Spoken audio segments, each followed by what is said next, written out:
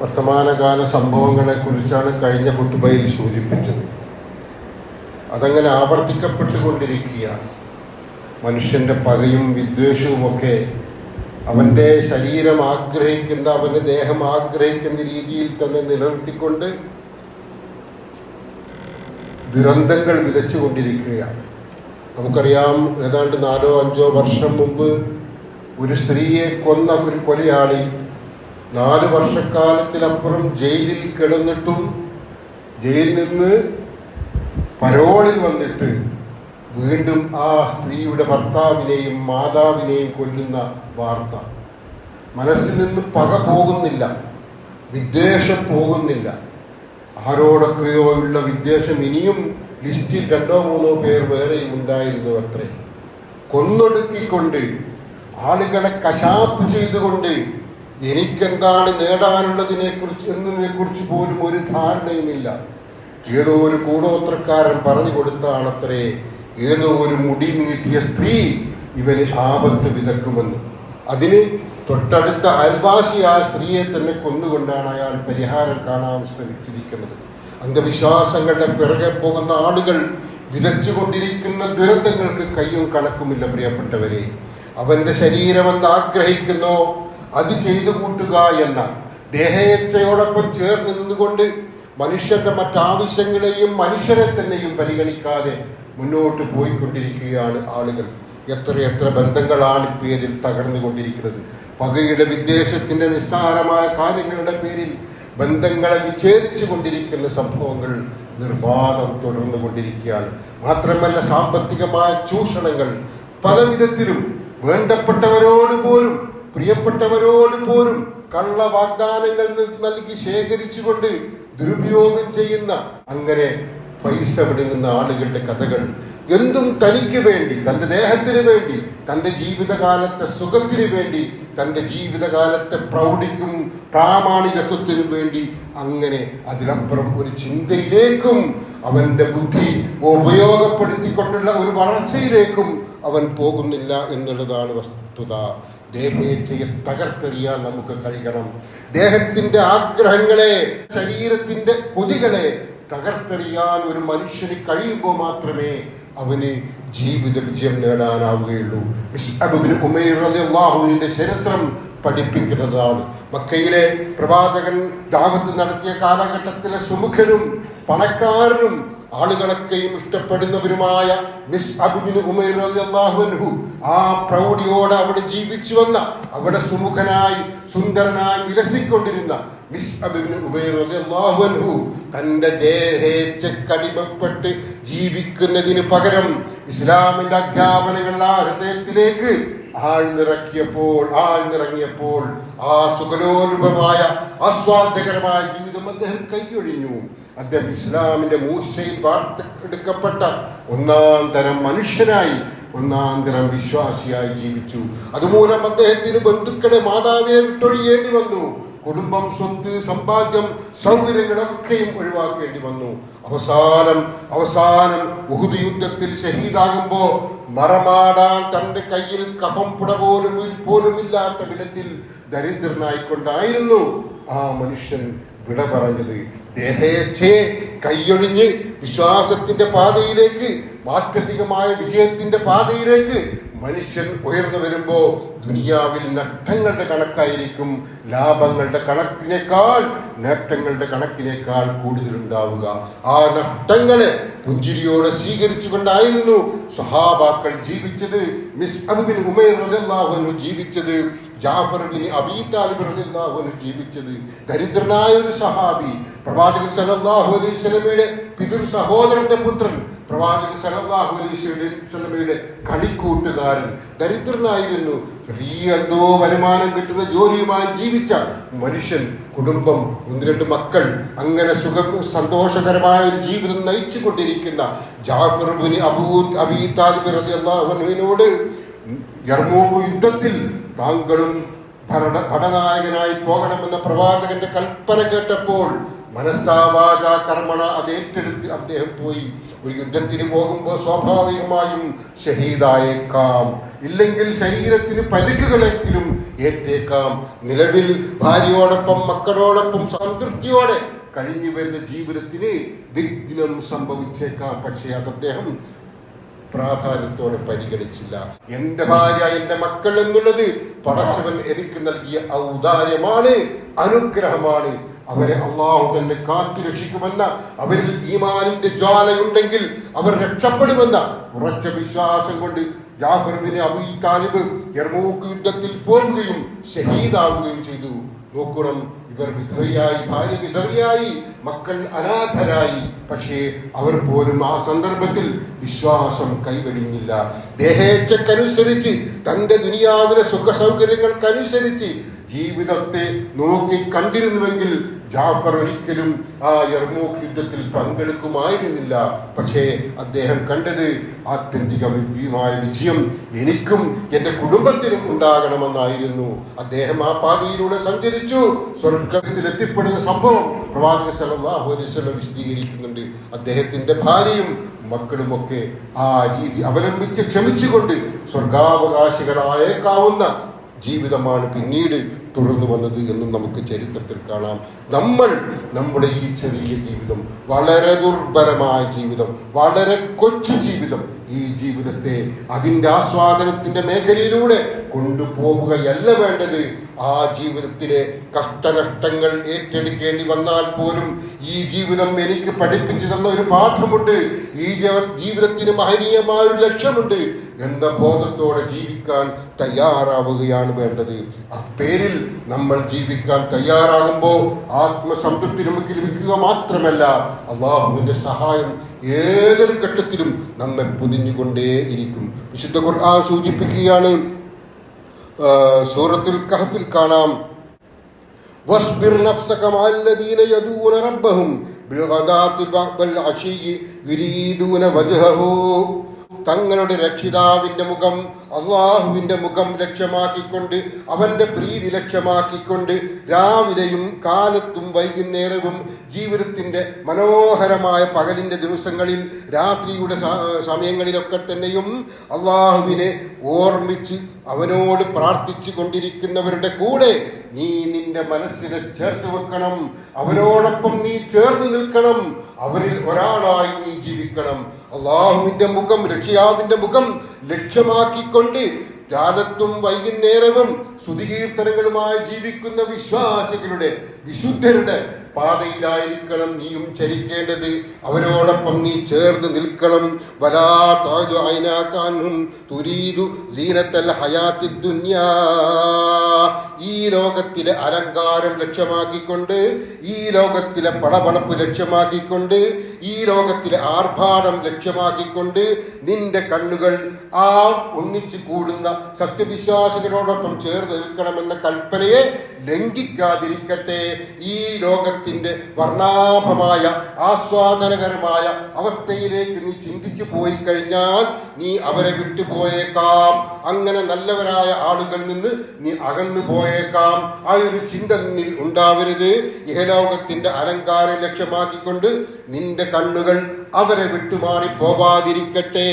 ولا تطع من أغفلنا قلبه عن ذكرنا واتبع هواه وكان أمره فرطا. ഏതൊരുവന്റെ ഹൃദയത്തെ നമ്മുടെ സ്മരണയെ വിട്ട്, അള്ളാഹുവിന്റെ സ്മരണയെ വിട്ട് അശ്രദ്ധമാക്കുന്നുവോ, നാം അശ്രദ്ധമാക്കിയിരിക്കുന്നുവോ, ഏതൊരുവൻ ഹവായെ, തന്നിഷ്ടത്തെ, ദേഹേച്ഛയെ പിന്തുടരുകയും അവന്റെ കാര്യം അതിര് കവിഞ്ഞതായിരിക്കുകയും ചെയ്തുവോ, അവനെ നീ അനുസരിച്ചു പോകല്ലേ. നമ്മളോട് പറയുകയാണ്, നിങ്ങൾ വിശ്വാസം ഉൾക്കൊണ്ട് അള്ളാഹുവിനെ ഓർത്ത് അള്ളാഹുവിന് സ്തുതികീർത്തനങ്ങൾ അർപ്പിച്ച് വിശ്വാസ വിശുദ്ധിയോടെ ജീവിക്കുന്ന ആളുകളോടൊപ്പം ചേരുക. അല്ലാതെ തന്നിഷ്ടമനുസരിച്ച് ഹവായെ, ദേഹേച്ഛയെ പിന്തുടരുന്ന, അതനുസരിച്ച് ജീവിതം കൈയാളുന്ന ആളുകളെ നീ അനുസരിച്ച് പോകരുത്. നമുക്ക് രണ്ട് വഴികൾ അള്ളാഹു കാണിച്ചു തന്നിട്ടുണ്ട്. നമ്മൾ ചേർന്ന് നിൽക്കേണ്ടത് ആരോടാണെന്നാണ് സൂറത്തുൽ കഹ്ഫിലെ 28-ാമത്തെ അധ്യായം നമ്മോട് സൂചിപ്പിച്ചിരിക്കുന്നത്. പ്രിയപ്പെട്ടവരെ, വമൽ ഹയാത്തുദ് ദുനിയ ഇല്ലാ മതാഉൽ ഗുറൂർ. ഐഹിക ജീവിതം, ഈ ദുനിയാവിലെ ജീവിതം വഞ്ചിക്കുന്ന, നമ്മെ കബളിപ്പിക്കുന്ന, നമ്മളെ പറ്റിക്കുന്ന, നമ്മളെ തെറ്റിദ്ധരിപ്പിക്കുന്ന ഒരു ജീവിതം മാത്രമാണ്. ഇതിൽ മയങ്ങിപ്പോവല്ലേ നിങ്ങളെന്ന് ഖുർആൻ അടിക്കടി ആവർത്തിച്ചു കൊണ്ടിരിക്കുകയാണ്. വിശുദ്ധ ഖുർആൻ സൂറത്തു താഹയിൽ പറയുന്നു, ഇന്നസ്സാഅത ആതിയത്തുൻ അകാദു ഉഖ്ഫിഹാ ലിതുജ്സാ കുല്ലു നഫ്സിൻ ബിമാ തസ്ആ. തീർച്ചയായും അന്ത്യസമയം വരിക തന്നെ ചെയ്യും. ഒരു സംശയവും അതിലില്ല. അത് സംഭവിക്കുക തന്നെ ചെയ്യും. ഓരോ വ്യക്തിക്കും താൻ പ്രയത്നിക്കുന്നതിനനുസൃതമായി പ്രതിഫലം നൽകപ്പെടാൻ വേണ്ടി അത് അല്ലാഹു ഗോപ്യമായി രഹസ്യമായി വെച്ചിരിക്കുകയാണ്. എപ്പോഴാണ് അന്ത്യസമയം വരിക എന്ന് അള്ളാഹു വെളിവാക്കിയിട്ടില്ല. കുറെ അടയാളങ്ങൾ പറഞ്ഞിട്ടുണ്ട്. എന്നാൽ അന്ത്യസമയം അപ്രതീക്ഷിതമായിട്ടായിരിക്കും സംഭവിക്കുക. അത് അള്ളാഹു സ്വകാര്യമാക്കി വെച്ചിരിക്കുന്നത് നിങ്ങളുടെ ജീവിതം ഏറ്റവും സൂക്ഷ്മതയോടെ നിങ്ങൾ കൈയാളാൻ വേണ്ടിയാണ്. ഫലാ യസുദ്ദന്നക അൻഹാ മല്ലാ യുഅ്മിനു ബിഹാ വത്തബാ ഹവാഹു ഫതർദാ. അതുകൊണ്ട് അന്ത്യസമയത്തിൽ വിശ്വസിക്കാതിരിക്കുകയും തന്നിഷ്ടത്തെ ദേഹേച്ഛയെ പിന്തുടരുകയും ചെയ്യുന്നവരിൽ നിന്ന്, അഥവാ അങ്ങനെ ചെയ്തവർ അതിൽ നിന്ന് നിന്നെ തടയാതിരിക്കട്ടെ. അത്തരത്തിലുള്ള ആളുകളുടെ നേരത്തെ സൂചിപ്പിച്ചു, രണ്ട് രീതിയിലുള്ള ആളുകൾ.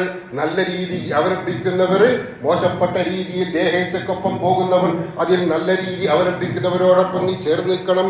ഇവിടെ അന്ത്യസമയം വരിക തന്നെ ചെയ്യും. അതുകൊണ്ട് നീ അന്ത്യസമയത്തിൽ വിശ്വസിക്കാതിരിക്കുന്ന ഒരുപാട് ആളുകളുണ്ട്, അതിൽ പെട്ടുപോകരുത്.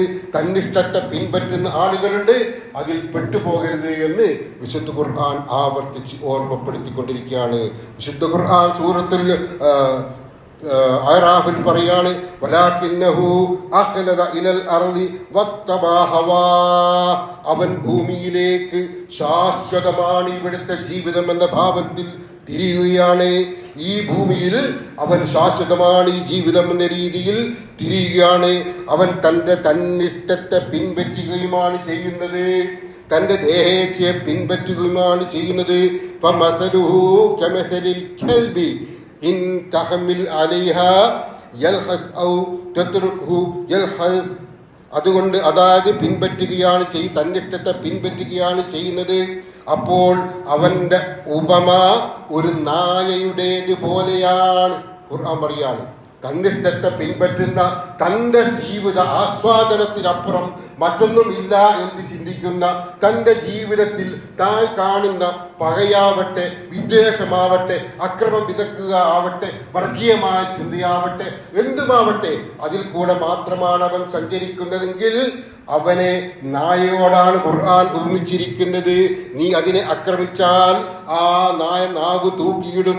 നീ അതിനെ വെറുതെ വിട്ടാലും ആ നായ നാവ് തൂക്കിയിടും. ഇല്ല, പറഞ്ഞിട്ട് കാര്യമില്ല, നന്നാക്കാൻ ശ്രമിച്ചിട്ട് കാര്യമില്ല. ഒരേ രീതി അവലംബിച്ചുകൊണ്ട് പരിഹാസത്തോടെ അവഗണിച്ചുകൊണ്ട് മുന്നോട്ട് പോകുകയാണ് അവർ ചെയ്യുക. അതുകൊണ്ട് നായ എന്ത് ചെയ്താലും, നമ്മൾ അതിനെ ഉപദ്രവിച്ചാലും ഉപദ്രവിച്ചില്ലെങ്കിൽ പോലും അത് നാവ് തൂക്കിയിടും.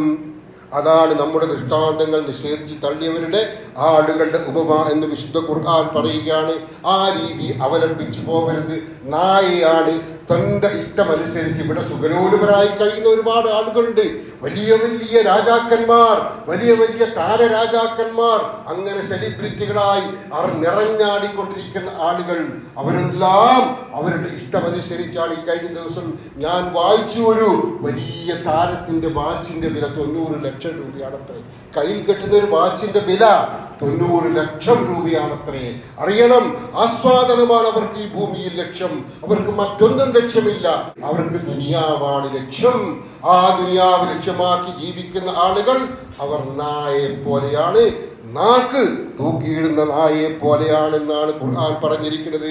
അറഅയ്ത മനിത്തഖദ ഇലാഹു ഹവാഹു അഫ അൻത തകൂന അലൈഹി വകീല. തന്റെ ഇലാഹിനെ തന്നിഷ്ടമാക്കിയവൻ, തന്നിഷ്ടത്തെ, തന്റെ ദേഹേച്ഛയെ താൻ എന്താഗ്രഹിക്കുന്നു അതിനെ ദൈവമാക്കിയവൻ. അതാണ് ഇവിടെ സൂചിപ്പിച്ചിരിക്കുന്നത്. അതാണ് പരമമായി തൻ്റെ ലക്ഷ്യമെന്ന് വിശ്വസിച്ചു പോകുന്ന ആളുകൾ. തൻ്റെ ഇലാഹിനെ തന്നിഷ്ടമാക്കി മാറ്റിയവനെ നീ കണ്ടുവോ? എന്നിരിക്കെ നീ അവന്റെ കാര്യത്തിൽ ചുമതലപ്പെട്ടവനായിരിക്കുമോ? അം തഹ്സബു അന്ന അക്സറഹും യസ്മഊന ഔ യഖിലൂൻ ഇൻഹും ഇല്ലാ കൽ അൻആം ബൽ ഹും അദല്ലു സബീലാ. അവരിൽ അധിക പേരും കേൾക്കുകയോ ചിന്തിക്കുകയോ ചെയ്യുമെന്ന് നീ വിചാരിക്കുന്നുണ്ടോ? തന്നിഷ്ടത്തെ, തന്റെ അഭീഷ്ടത്തെ, തന്റെ ദേഹേച്ഛയെ ഏറ്റവും പ്രധാനമായി ആരുപദേശിച്ചാലും അതൊന്നും ചെവികൊള്ളൂല, പരിഗണിക്കൂല, മൈൻഡ് ചെയ്യൂല. ദുർന്യായങ്ങൾ കണ്ടുകൊണ്ട് അതിനെയൊക്കെ മാറ്റി നിർത്തുന്ന ആളുകൾ അവൻ ചിന്തിക്കുന്നില്ല, കേൾക്കുന്നില്ല. അവൻ ചിന്തിക്കുമെന്നോ കേൾക്കുമെന്നോ നീ വിചാരിക്കുന്നുണ്ടോ? അവർ കന്നുകാലികളെ പോലെയാണ്. ഇല്ലാ കൽ അൻആം, അവർ കന്നുകാലികളെ പോലെയാണ്. ബൽഹും അദല്ലു സബീലാ, അല്ല, അവരാകുന്നു അതിനേക്കാൾ പിഴച്ചവർ. കന്നുകാലികൾക്ക് സന്ദേശങ്ങളില്ല, നല്ലതും ചീത്തയും തിരിച്ചറിയാൻ കഴിയില്ല. അവരെന്തോ കാണുന്നതനുസരിച്ച്, അവർക്ക് തോന്നുന്നതനുസരിച്ച് ജീവിക്കുന്നു. അതുപോലെയാണെന്ന് പറഞ്ഞിട്ട് പറയുകയാണ്, ചിന്തിക്കുന്ന മനുഷ്യൻ ചിന്തയില്ലാതെ ജീവിക്കുമ്പോൾ അതിനേക്കാൾ വഴിപിഴച്ചവരാണ്, അധപ്പതിച്ചവരാണ്, മൃഗത്തേക്കാൾ അധപ്പതിച്ചവരാണവരെന്നാണ് ഇവിടെ സൂചിപ്പിക്കുന്നത്. പ്രവാചകൻ സല്ലല്ലാഹു അലൈഹി വസല്ലം പറഞ്ഞു, അബൂ ഹുറൈറ നിവേദനം ചെയ്യുന്ന ഒരു ഹദീസിൽ ഇങ്ങനെ കാണാം, നരകം നമ്മളൊക്കെ എത്തിപ്പെടാതിരിക്കാൻ വേണ്ടി സൂക്ഷിച്ച് ജീവിക്കുകയാണ് നരകത്തിൽ നിന്ന്. ആ നരകം ദേഹേച്ഛകൾ കൊണ്ടാണ് പൊതിഞ്ഞിരിക്കുന്നത്. ആളുകളുടെ ദേഹേച്ഛകൾ കൊണ്ട്, ആളുകളുടെ ഇഷ്ടങ്ങൾ, തന്നിഷ്ടങ്ങൾ കൊണ്ട്, ആളുകളുടെ തോന്നിവാസങ്ങൾ കൊണ്ടാണ് അതിനെ പൊതിഞ്ഞിരിക്കുന്നത്. ദേഹേച്ഛക്കനുസരിച്ച്, തന്നിഷ്ടത്തിനനുസരിച്ച് ജീവിക്കുന്ന ആളുകൾ നരകാവകാശിയായിരിക്കും. വഹുജിബത്തിൽ ജന്നത്തു ബിൽ മക്കാരിഹി, എന്നാൽ സ്വർഗം വെറുക്കപ്പെട്ടവ കൊണ്ടും പൊതിയപ്പെട്ടിരിക്കുന്നു. എന്താ വെറുക്കപ്പെട്ടവ എന്ന് പറഞ്ഞാൽ? നമുക്ക് വെറുപ്പായിരിക്കും. ഇസ്ലാമിക മൂല്യങ്ങൾ നമുക്ക് ഉൾക്കൊള്ളാൻ കഴിയുന്നില്ല, ആളുകൾ ഇഷ്ടപ്പെടുന്നില്ല. 5 നേരത്തെ നമസ്കാരവും വരാൻ പോകുന്ന നോമ്പ് വരാൻ പോവുകയാണ്. നോമ്പുമൊന്നും അത്ര സജീവമായി ഉൾക്കൊള്ളാൻ ആളുകൾ തയ്യാറാവുന്നില്ല. ഈ പറയുന്ന ആളുകൾ, അവർക്ക് വെറുപ്പാണ്. അതുകൊണ്ട് അത്തരം വെറുപ്പുകൾ കൊണ്ടാണ് സ്വർഗം പൊതിയപ്പെട്ടിരിക്കുന്നത് എന്ന് പറഞ്ഞാൽ, അവരിഷ്ടപ്പെടാത്ത കാര്യങ്ങൾ കൊണ്ടാണ് സ്വർഗം പൊതിഞ്ഞിരിക്കുന്നത് എന്ന് വെച്ചാൽ അവരുടെ ജീവിത രീതി ഒരിക്കലും സ്വർഗത്തിലേക്ക് അവരെ എത്തിക്കുന്നില്ല. അവർക്ക് ഇഷ്ടമില്ലാത്ത കാര്യങ്ങൾ അത് നിർവഹിക്കുമ്പോഴായിരിക്കും സ്വർഗം ലഭിക്കുക എന്ന് വെച്ചാൽ, അവർക്ക് ഇഷ്ടപ്പെടാത്ത കാര്യം സത്യവിശ്വാസം ഉൾക്കൊണ്ട് ജീവിക്കുക എന്നുള്ളതാണ്. പ്രവാചകൻ സല്ലല്ലാഹു അലൈഹി വസല്ലം മറ്റൊരിക്കൽ പറഞ്ഞു, ദേഹേച്ഛയും നീണ്ട വ്യാമോഹങ്ങളുമാണ് എൻ്റെ സമുദായത്തിന്റെ മേൽ ഞാൻ കൂടുതൽ പേടിക്കുന്നത്. ആളുകൾ സുഖലോലുപരായി കഴിയാൻ വെമ്പുകയാണ്. അതാണ് എൻ്റെ സമുദായത്തിൽ വരാൻ പോകുന്ന ആപത്ത്, അതാണ് ഞാൻ കൂടുതൽ പേടിക്കുന്നത് എന്ന് പ്രവാചകൻ സല്ലല്ലാഹു അലൈഹി വസല്ലം സൂചിപ്പിച്ചിരിക്കുന്നു. ഒരിക്കൽ തബൂക്ക് യുദ്ധം കഴിഞ്ഞ് തിരിച്ചു വരുമ്പോൾ പ്രവാചകൻ പറയുകയാണ്, റജഅനാ മിനൽ ജിഹാദിൽ അസ്ഗരി ഇലൽ ജിഹാദിൽ അക്ബർ. നമ്മൾ പോകുന്നത് ചെറിയ ജിഹാദിൽ നിന്ന് തബൂക്ക് യുദ്ധം കഴിഞ്ഞു വരികയാണ്. യുദ്ധം ശത്രുക്കളുമായി പോരാടി വരികയാണ്. അപ്പോഴാണ് പ്രവാചകൻ പറയുന്നത്, നമ്മൾ വരുന്നത് ചെറിയ യുദ്ധത്തിൽ നിന്നാണ്. എന്നിട്ട് പ്രവാചകൻ പറയുന്നു, ഇലാ ജിഹാദിൽ അക്ബർ, നമ്മൾ പോകുന്നത് വലിയ യുദ്ധത്തിലേക്കാണ്. സഹാബികൾ അത്ഭുതപ്പെട്ടു പോയി. ഇനിയും ഒരു യുദ്ധത്തിലേക്ക് പോവുകയാണോ? ചോദിച്ചു, വമൽ ജിഹാദ് അക്ബർ, പ്രവാചകരെ എന്താണ് ആ വലിയ ജിഹാദ്, എവിടെയാണ്, ഇതെങ്ങനെയാണ് എന്ന് ചോദിച്ചപ്പോ കാല, പ്രവാചകൻ പറഞ്ഞു, മുജാഹിദത്തുൽ അബ്ദി ഹവാ, ഒരു അടിമ തന്റെ ദേഹേച്ഛയോട് നടത്തുന്ന പോരാട്ടമാണത്. പുറത്ത് ആളുകൾക്കിടയിൽ വീരവാദം മുഴക്കാൻ, ആദർശം പ്രസംഗിക്കാൻ, അതിനുവേണ്ടി പോരാടാനൊക്കെ ആളുകൾക്ക് കഴിയും. പക്ഷേ സ്വകാര്യ ജീവിതത്തിൽ മനസ്സിനെ വിപുലീകരിച്ചുകൊണ്ട് വിശ്വാസത്തോടൊപ്പം ചേർന്ന് നിൽക്കാൻ, ഒരു ദുഷിച്ച ചിന്തയും കയറി വരാത്ത വിധത്തിൽ വിശ്വാസം പൂർണ്ണമായി ഉൾക്കൊണ്ട് ജീവിക്കാൻ കഴിയുക എന്നുള്ളത് ആ യുദ്ധം ചെയ്യുന്നതിനേക്കാൾ സാഹസികമാണ്. അതാണ് വലിയ ജിഹാദ്, അതിനേക്കാൾ നമ്മൾ പോകുന്നത് നമ്മുടെ ജീവിതം തന്നെ അതാണ്. അതുകൊണ്ട് ആ ജിഹാദിലെ പോരാട്ടമായിരിക്കും നിങ്ങളെ കൂടുതൽ സ്വർഗാവകാശിയായി തീരാനുള്ള വിജയത്തിന് കാരണമായി തീരുക. പ്രവാചകൻ മറ്റൊരിക്കൽ പറഞ്ഞു, അൽ മുജാഹിദു മിൻ ജാഹദ നഫ്സഹു അൻ ജാഹിദ മിൻ ജാഹദ നഫ്സഹു ഫില്ലാഹ്. അള്ളാഹുവിന്റെ കാര്യത്തിൽ സ്വന്തം നഫ്സിനോട്, സ്വന്തം ശരീരത്തോട്, സ്വന്തം ദേഹേച്ഛയോട് ജിഹാദ് ചെയ്യുന്നവനാണ് മുജാഹിദ്. ആരാ മുജാഹിദ്? പടക്കളത്തിൽ പോരാടിക്കൊണ്ടിരിക്കുന്നവനേക്കാൾ മുജാഹിദ് എന്ന് പറഞ്ഞാൽ, വീരവാദം മുഴക്കുന്നവനേക്കാൾ മുജാഹിദ് എന്ന് പറഞ്ഞാൽ സ്വന്തം നഫ്സിനെ വിമലീകരിക്കുന്നവനാണ്, ശുദ്ധീകരിക്കുന്നവനാണ്, അതുമായി പോരാടിക്കൊണ്ടിരിക്കുന്നവനാണ്. ഒന്ന് കാണുമ്പോൾ അതിനോടൊരു മോഹം, അതിനോടൊരു ആഗ്രഹം വേണ്ട, അത് അനാവശ്യമാണ് എന്ന ചിന്തയിലേക്ക് തിരിച്ചു വന്ന് ആവശ്യമില്ലാത്തതിൽ നിന്ന് വഴിമാറാൻ നമുക്ക് കഴിയുന്നുണ്ടോ? അങ്ങനെ കഴിയുന്നുണ്ടെങ്കിൽ നമ്മൾ ജിഹാദിലാണ്. അതുകൊണ്ട് തന്നെ ആ ജിഹാദിലേക്കാണ് നമ്മൾ തിരിച്ചു വരേണ്ടത് എന്ന് പ്രവാചകൻ സല്ലല്ലാഹു അലൈഹി വസല്ലം ഉണർത്തിയിരിക്കുന്നു. നോക്കണം പ്രിയപ്പെട്ട സഹോദരന്മാരെ, സഹോദരിമാരെ, നമ്മുടെ മനസ്സ് പറയുന്നതല്ല നമ്മെ വിജയിപ്പിക്കുക. നമ്മുടെ മനസ്സ് കൊണ്ടുപോകുന്നത് അധികവും പൈശാചിക പ്രേരണ മൂലം ഉണ്ടാകുന്ന ചിന്തകളാണ്. ഒന്ന് പരിശോധിച്ച് നോക്കിയാൽ മനസ്സിലാവും. രാവിലും പകലിലും പള്ളിയിലുണ്ടാകുമ്പോഴുള്ള മാനസികാവസ്ഥയല്ല പുറത്ത് കൂട്ടുകാരോടൊപ്പം സല്ലപിക്കുമ്പോൾ ഉണ്ടാകുന്നത്. പക്ഷേ അവിടെയും ഈമാൻ നഷ്ടപ്പെട്ടു പോകാതെ സൂക്ഷിക്കണം. പ്രവാചകൻ സല്ലല്ലാഹു അലൈഹി വസല്ലമയോട് ഒരിക്കൽ സഹാബികൾ ചോദിച്ചു, ഞങ്ങൾക്ക് ഇബാദത്ത് നിർവഹിക്കുമ്പോൾ, ഇസ്ലാമിക കാര്യങ്ങൾ, അധ്യാപനങ്ങൾ കേട്ടുകൊണ്ടിരിക്കുമ്പോൾ ഉണ്ടാകുന്ന തഖ്വ പുറത്തു പോകുമ്പോൾ ഉണ്ടാവുന്നില്ലല്ലോ, അത് സ്വാഭാവികമാണ് എന്ന് പ്രവാചകൻ മറുപടി പറഞ്ഞു കൊടുത്തു. അതിൽ ആശങ്കപ്പെടേണ്ടതില്ല. പക്ഷേ അവിടെയും വിശ്വാസത്തിൽ നിന്ന് വ്യതിചലിച്ചു പോകുന്ന അവസ്ഥ ഉണ്ടാവരുത്. ദേഹേച്ഛക്കൊപ്പം എന്നാലും നമുക്കിന്നൊരു എന്താ പറയുക, കൂട്ടുകാരോടൊപ്പം കൂടി ഇന്നാലിന്ന സ്ഥലത്ത് അനുവദിക്കാത്ത ഒരു കേന്ദ്രത്തിലേക്ക് പോയി കളയാമെന്ന് തീരുമാനിക്കുന്നു, പോകുന്നു.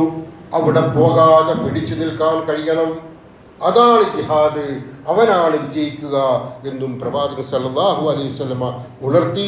അത്തരത്തിൽ സ്വന്തം നഫ്സിനോട് ജിഹാദ് ചെയ്യുന്ന പോരാളികളായി തീരാൻ ഓരോരുത്തരും പരിശ്രമിക്കുക.